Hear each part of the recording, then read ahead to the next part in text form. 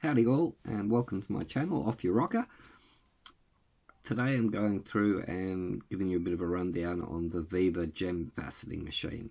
I bought one a little while ago off of eBay, and I've had it sitting around for a bit. I've been trying to get the studio tidied up a little bit so I could have somewhere where I could sit down and do some cutting and polishing. I've done that. Woohoo! And this week I spent some time going through some stones and cutting and polishing. I'm just going to give you a quick rundown on the machine and the pros and cons and things to be aware of when buying it, and I hope this helps people get into, starting their hobby. It's pretty daunting, and I know there's a lot of expensive equipment out there, but for those just trying to dip their toes, like I made my last video about the little Dremel workstation, this is a good option as long as you're aware of what you're getting and what you're getting into with this piece of equipment. So I'll run you through the pros and cons, what I liked, and show you some pretty stones. Thanks. So this is how the machine ended up. I'll put a picture in from the sales and advertising of it, but this is what I've turned mine into. I had to add my own watering system because it comes with this blue can. That's not a lid, that's what it sits on. It's got some magnets and yada yada yada. But this kind of, when turned on, vibrates a bit. And those vibrations would slowly unwind this. And pew, off it goes. And then you caught in a conundrum. You got water gushing out everywhere, and you're trying to find the bit. Now I've got some long carpet here, so this thing camouflaged like you wouldn't believe. I lost it about 2-3 times on the first day, and then on the second day I went, that's it. I incorporated the low packy system with the pump. I love this. This works so good. And I had a contingency with a bowl of water as well too, so I'd kind of hydrate the stones a little bit before putting them on, so it wasn't a dry surface on a wet surface. So there was, I think that worked really well, something I kind of discovered. So, and then sometimes I would, just wet the stone up a bit when I was, trying new, or attempting new polishes, like new faces to polish and stuff like that. So that was, a good learning experience. The splash guard as well is something that I had to add, because I have my laptop sitting behind it on the inside, and it made a bit of a mess. Luckily I picked up on that straight away, and that was one of the first additions that I added to it. But little motor goes all right. That's the motor there. I did kind of give it breaks in between grits and that to let the motor cool down. It did get warm, but I wouldn't say like piping hot, but it is something to be aware of, like if you're doing a long session, to give the motor maybe a little bit of time to cool down, just to keep the life of it. The other thing I did as well too, it came with this steel plate, but the discs overhang a fair bit, and I didn't kind of like that. So from another project, I had a rubber plate, and I thought it'd be probably a little bit better as well too with pressure, and I will maybe get a steel plate and test the two and see which is better for which. The rubber plate might be better for the pre-polish to polish stages, and the steel plate might be better for the cutting stages, like the 100 grit. This is, I'm not sure. I'm going to have another closer look at this, but I think I may have, well, it's looking better today. I thought I might have wrecked this one with the water fiasco. There was, it was really hard getting the water right and getting the right kind of level of saturation on the disc when I was using the cam method on the first day. So I'm a bit iffy about the 100 grit. I may have wrecked that one.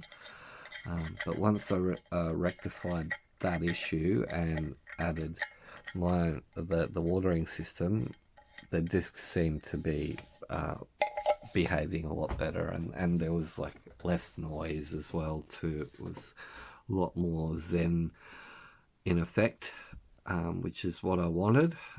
Some good, mindless creative therapy, just what the doctor ordered. Yeah, this is the mask. This is what got me a discount from eBay. It has all the height adjustments. It has a digital reader, which I thought was a really good idea.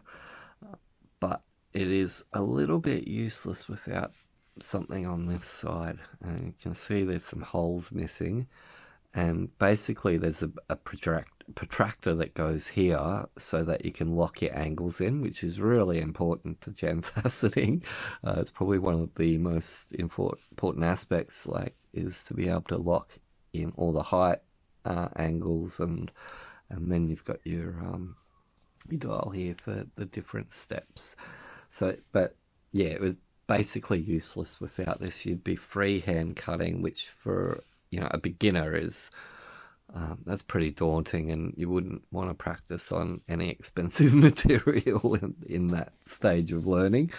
I did kind of come up with a workaround and I took this off of another Vevor product that I have, the jewelry workstation bench with the cutting trim saw and the arbor wheels, and I did MacGyver this on, but I just kind of thought, you know what, I might just buy another mask, or I might buy the proper bits. This did work, but yeah, when I bought this, I kind of knew that eventually it was just going to be a flat lap. And it was just a matter of getting it for the right price. So I got the machine at a good price, but like I said, I had to add a few extras. It only came with 1,000 grit discs, so I had to buy some extra discs, which I got from a local supplier at a good price.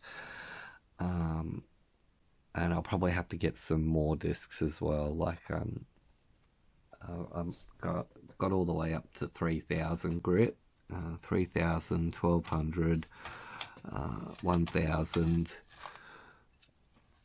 800, 600, 320, and 100. I might need to get another 100.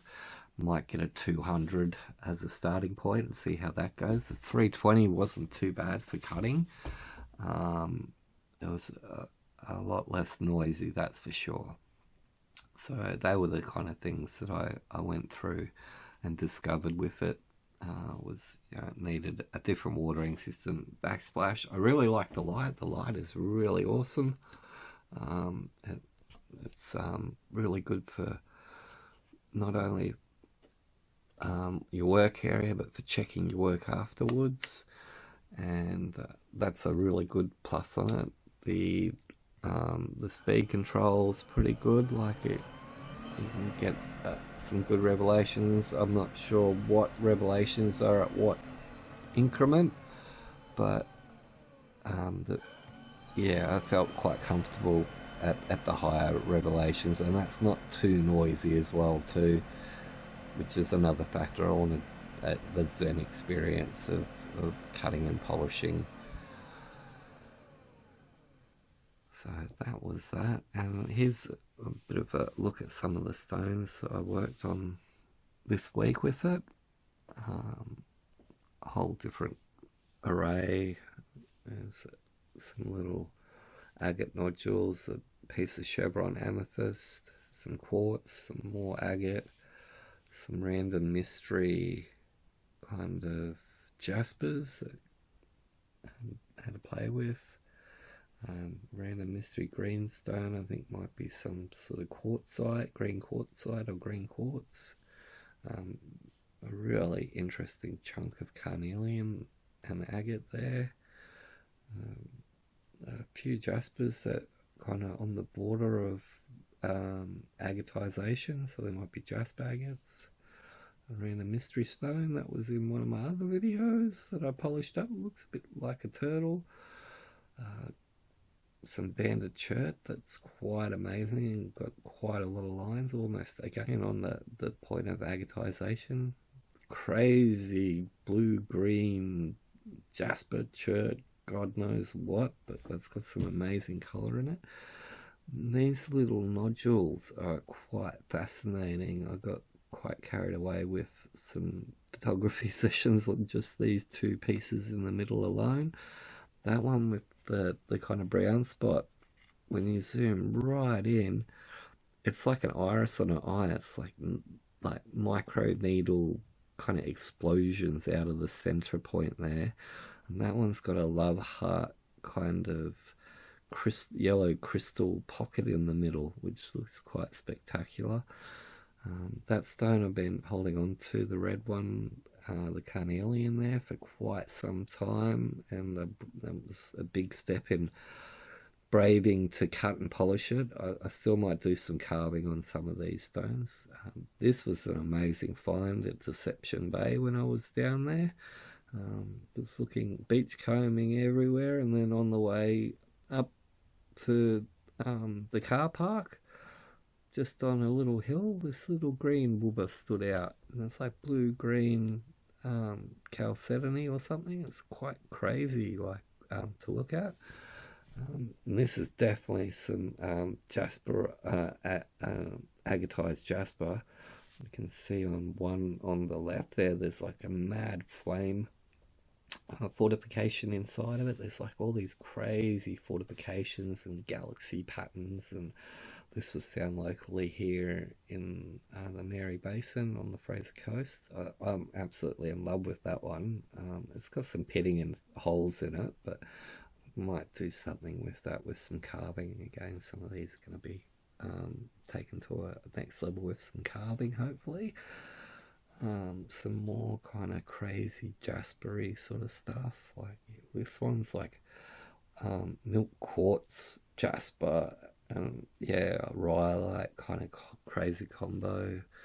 Some more of these ones. I'm quite happy with how this one turned out. Again, another kind of jaspery, agaty fortifications. There's some mad lines going through all of that.